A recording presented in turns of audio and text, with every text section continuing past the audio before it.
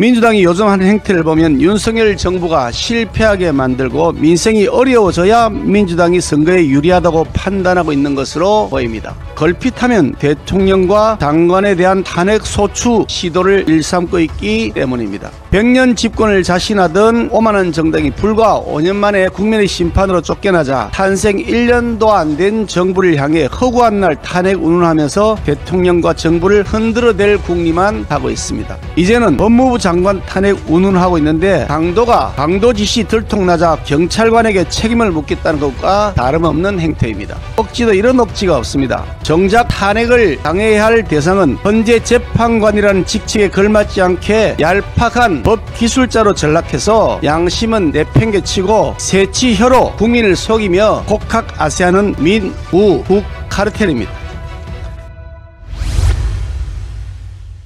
민주당이 요즘 하는 행태를 보면 윤석열 정부가 실패하게 만들고 민생이 어려워져야 민주당이 선거에 유리하다고 판단하고 있는 것으로 보입니다.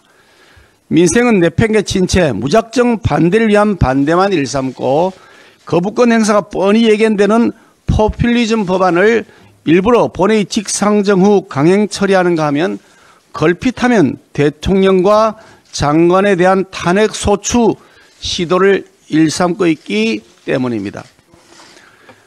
100년 집권을 자신하던 오만한 정당이 불과 5년 만에 국민의 심판으로 쫓겨나자 탄생 1년도 안 된 정부를 향해 허구한 날 탄핵 운운하면서 대통령과 정부를 흔들어댈 궁리만 하고 있습니다. 행정 공백으로 인한 국민의 피해는 아랑곳하지 않고 엄격한 요건으로 주장해야 마땅한 해임 건의, 탄핵 소추를 정쟁이 필요할 때마다 꺼내들고 있는 것입니다.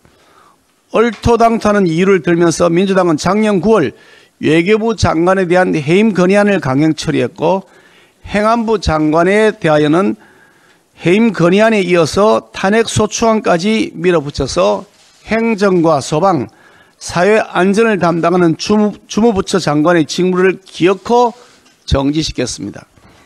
이제는 법무부 장관 탄핵 운운하고 있는데 강도 지시 들통나자 경찰관에게 책임을 묻겠다는 것과 다름없는 행태입니다.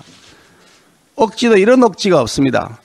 정작 탄핵을 당해야 할 대상은 헌재 재판관이라는 직책에 걸맞지 않게 얄팍한 법기술자로 전락해서 양심은 내팽개치고 새치혀로 국민을 속이며 곡학아세하는 민우국 카르텔입니다.